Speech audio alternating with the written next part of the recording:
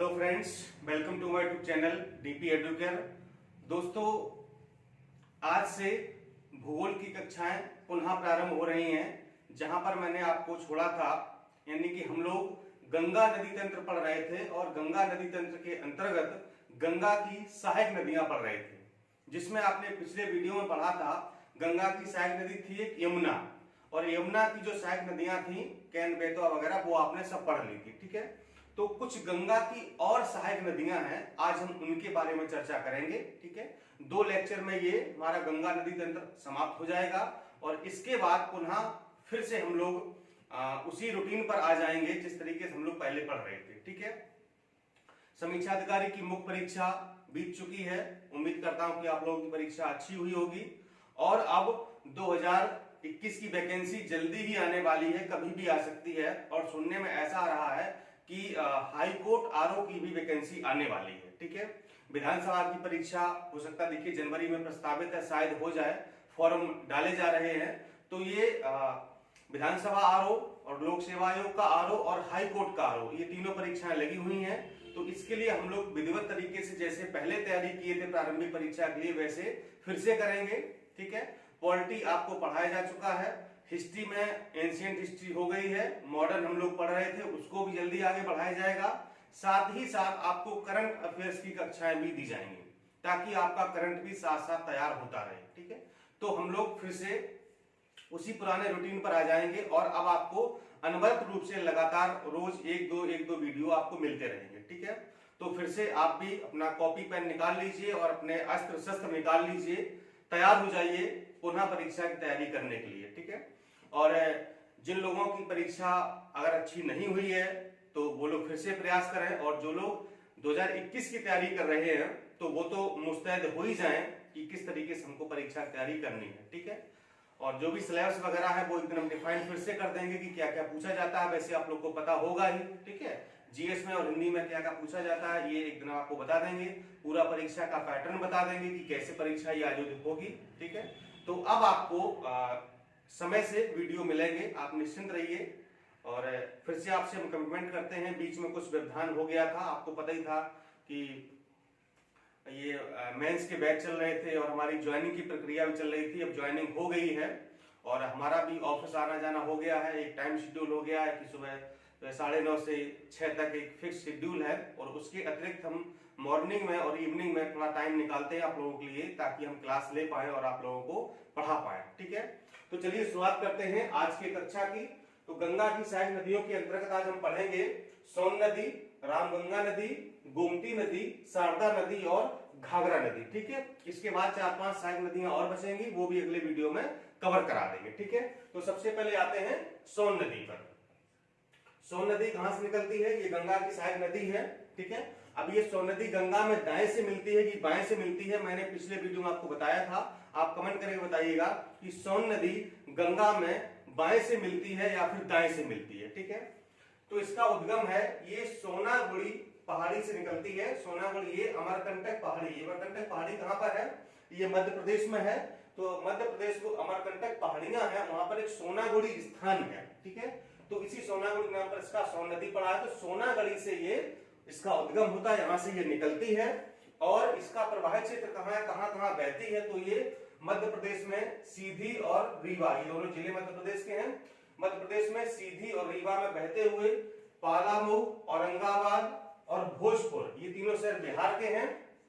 तो सीधी, रीवा, पालामऊ, औरंगाबाद, भोजपुर से होते हुए पटना से पहले ये आरा के निकट मिल जाती है गंगा में। ठीक है, यानी कि आरा के पास, पटना से पहले डिस्ट्रिक्ट पड़ता है आरा बिहार का, तो वहां पर ये गंगा में मिल जाती है। गंगा की सहायक नदियां कौन कौन सी है देख लेते हैं। रेहंद नदी, बांस नदी, कन्हड़ नदी, काकर नदी और घगड़ नदी। हालांकि और भी छोटी मोटी हैं, लेकिन ये प्रमुख नदियां हैं, कभी कभी पूछ दिया जाता है। तो ये सोन नदी की सहायक नदियां हैं। और सोन नदी पर कौन कौन सी परियोजनाएं स्थापित हैं? तो इस पर है एक वाण सागर जल विद्युत परियोजना। ठीक है, कौन सी है? वाण सागर जल विद्युत परियोजना किस नदी पर है? ये सोन नदी पर है। ठीक है, दूसरी है रेहंद बांध जल विद्युत परियोजना, ये भी सोन नदी पर है और ये जो सोन की सहायक नदी है रिहंद, तो ये उस पर बनी है, रिहंद नदी पर गोविंद वल्लभ पंत जलाशय पर। ठीक है, तो ध्यान रखिएगा कि रिहंद नदी पर एक जलाशय बना हुआ है। ठीक है, जलाशय मतलब जल का भंडार किया गया है, उसका नाम है गोविंद वल्लभ पंत जलाशय। ठीक है, तो इसी गोविंद वल्लभ पंत जलाशय पर रेहंद बांध जल विद्युत परियोजना स्थापित है, और रेहंद है सोन की सहायक नदी और सोन है गंगा की। ठीक है, ध्यान रखिएगा, तो रेहंद नदी पर ये परियोजना स्थापित है। अगली नदी है रामगंगा नदी। ठीक है, हम आपको बिल्कुल टू द पॉइंट पढ़ा रहे हैं ताकि परीक्षा में आने वाला कोई प्रश्न गलत ना हो। ठीक है, हालांकि पढ़ाने को तो बहुत सारा है, मतलब इसके बारे में, लेकिन उनका कोई मतलब नहीं है। ठीक है, तो हम लोग सिर्फ उसी पॉइंट को नोट करेंगे जहां से प्रश्न पूछे जाते हैं। रामगंगा नदी कहां से निकलती है? ये गैरसैंण के निकट गढ़वाल की पहाड़ियों से निकलकर कन्नौज के पास गंगा मिल जाती है। ठीक है, ये उत्तराखंड में गढ़वाल की पहाड़ियां हैं, वहां पर जगह है गैरसैंण, तो यहां से ये निकलती है रामगंगा नदी, और कन्नौज जो कि उत्तर प्रदेश का एक जिला है, कन्नौज के पास ये मिल जाती है गंगा में। ठीक है, इसके किनारे कौन सा शहर बसा हुआ है? मुरादाबाद। याद रखिएगा, मुरादाबाद किस नदी के किनारे स्थित है? रामगंगा नदी के किनारे स्थित है। इस पर बिजनौर में सबसे ऊंचा यानी कि बांध बैराज स्थित है। ठीक, ध्यान रखिएगा, बिजनौर में इस नदी पर सबसे ऊंचा बैराज है जिसको कहें बांध स्थित है। अगली नदी है गोमती। ठीक, बहुत इंपॉर्टेंट है गोमती नदी, और ये एकमात्र ऐसी नदी है जो किसी पर्वत या पहाड़ी से ना निकल करके ये स्थल से निकलती है। ठीक है, कहां से निकलती है? ये यूपी का जिला है पीलीभीत, आपने सुना होगा। ठीक है, बदायूं से आगे पड़ता है पीलीभीत, तो ये पीलीभीत में फुलहर झील से निकलती है। ठीक, बहुत फेमस झील है फुलहर झील, परीक्षा में बहुत पूछा जाता है कि फुलहर झील कहां स्थित है? पीलीभीत में। फुलहर झील से कौन सी नदी निकलती है? गोमती नदी निकलती है। तो ये फुलहर झील से निकलती है पीलीभीत जिले में, एकमात्र ऐसी नदी है जो पर्वत से ना निकलकर मैदानी क्षेत्र से निकलती है, और ये बहते हुए गाजीपुर के निकट गंगा में मिल जाती है। ठीक है, गाजीपुर एक यूपी का जिला है बनारस के पास, तो वहां पर ये गंगा में मिल जाती है। ठीक है, तो ये दोनों चीजें बहुत इंपॉर्टेंट है। गोमती नदी कहां से निकलती है? फुलहर झील पीलीभीत से, और कहां गंगा में मिलती है? ये मिलती है गाजीपुर में। इसके किनारे कौन कौन से शहर बने हैं? वेरी वेरी इंपॉर्टेंट है, ये बहुत पूछा जाता है कि निम्न में से कौन से शहर गोमती नदी के किनारे स्थित नहीं है, या निम्न में से कौन सा शहर गोमती नदी के किनारे स्थित है? तो मात्र 3 शहर हैं, लखनऊ, सुल्तानपुर और जौनपुर। ठीक है, ये गोमती नदी के किनारे स्थित हैं। तो 3 विकल्प में ये दिए होंगे, और एक कोई और दिया होगा तो वही आपको टिक लगाना है, या फिर इनमें से कोई पूछा जाए कि निम्न में से कौन सा जिला या कौन सा शहर गोमती नदी के किनारे स्थित है, तो आप बता देंगे लखनऊ, जो भी विकल्प में दिया हो उसको आप बता देंगे। ठीक है, इसकी सहायक नदियां देख लेते हैं कौन कौन सी है। सई, बरना, जोंकाई और गच्छी, ये इसकी 4 सहायक नदियां हैं। इसके अलावा बहुत छोटी छोटी है, उनका कोई मतलब नहीं पढ़ने का। अगली गंगा की सहायक नदी है शारदा नदी। ठीक है, शारदा नदी है, और अयोध्या में इसी को सरयू के नाम से जाना जाता है। ठीक, और इसी किनारे जो अयोध्या बसा हुआ है, सरयू नदी किनारे अयोध्या बसा हुआ है, तो इसी शारदा नदी को अयोध्या में सरयू नदी के नाम से भी जाना जाता है। और इसके अन्य नाम और भी है, ये किन किन और नामों से जानी जाती है? ये नेपाल में काली नदी के नाम से जानी जाती है, ध्यान रखिएगा, नेपाल में इसी को काली नदी कहते हैं। और इसके अलावा 3 नाम और हैं, गौरी गंगा इसी को कहते हैं, काली गंगा इसी को कहते हैं, और चोका नदी भी इसी का नाम है। ठीक है, तो कंफ्यूज मत होइएगा। शारदा के अयोध्या में सरयू नाम से, नेपाल में काली नदी के नाम से, और गौरी गंगा, काली गंगा और चोका नदी भी इसके अन्य नाम बताए गए। इसका उद्गम कहां से होता है?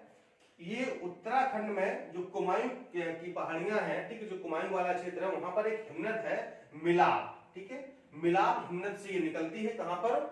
उत्तराखंड के कुमायूं जिले में ये मिलाप हिमनद से निकलती है, और यह भारत नेपाल सीमा बनाती हुई, ये भारत और नेपाल के बीच में सीमा बनाती है, उत्तर प्रदेश में घाघरा नदी से मिल जाती है। ठीक है, उत्तर प्रदेश में ये घाघरा नदी से मिल जाती है, यानी कि शारदा नदी है वो घाघरा की सहायक नदी है। ठीक है, यानी कि ये उत्तर प्रदेश में घाघरा नदी से मिल जाती है। ठीक है, और इस पर कौन सी परियोजनाएं हैं? काली नदी जल विद्युत परियोजना इस पर स्थित है। ठीक है, तो शारदा नदी किसकी सहायक नदी है? घाघरा की सहायक नदी है। और घाघरा किसकी सहायक नदी है? गंगा की सहायक नदी है। ठीक है, तो अगली नदी पढ़ लेते हैं घाघरा नदी। ये भी गंगा की सहायक नदी है। ठीक है, अब चूंकि शारदा घाघरा मिलती है, ठीक, और घाघरा गंगा मिलती है। ठीक है, तो ये दोनों ही शारदा नदी और गंगा ये घाघरा नदी दोनों ही गंगा की सहायक नदियां हो गई हैं।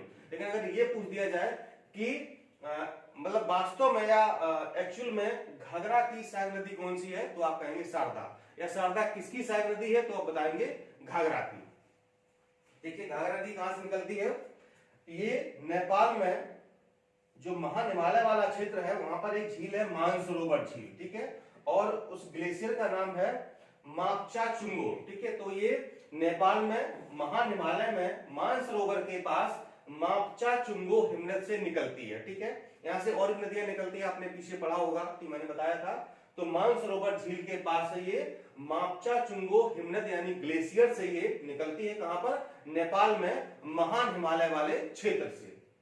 और ये छपरा के निकट गंगा में मिल जाती है, यानी कि बिहार का जिला जो है छपरा, वहां पर ये गंगा में मिल जाती है।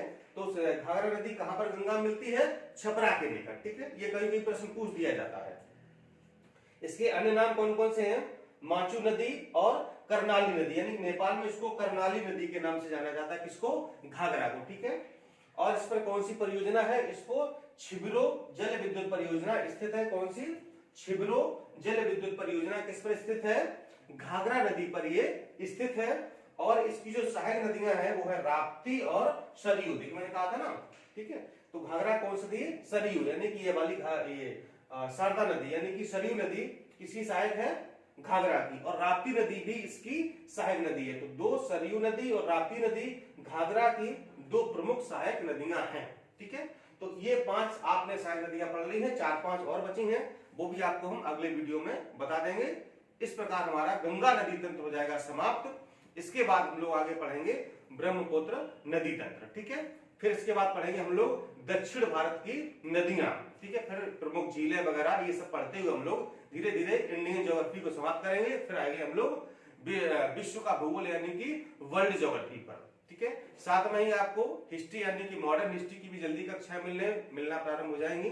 करंट अफेयर्स भी जल्दी आपको मिलेगा। ठीक है, हम लोग 1 दिसंबर से करंट अफेयर्स स्टार्ट करेंगे, वो आपको मिलेगा और उसको आप नोट करते जाइएगा, नोट्स बनाते जाइएगा, ताकि आगामी परीक्षाओं में वो प्रॉपर तरीके से उसका नोट्स बन जाए और उसमें आप जो है अच्छा परफॉर्म कर सकें। ठीक है, तो आज का लेक्चर कैसा लगा कमेंट करके जरूर बताइएगा। ठीक है, और आशा करते हैं कि आपको अच्छा लगा होगा। फिर ये देखिए आप कैसा कमेंट करते हैं। नमस्कार, धन्यवाद।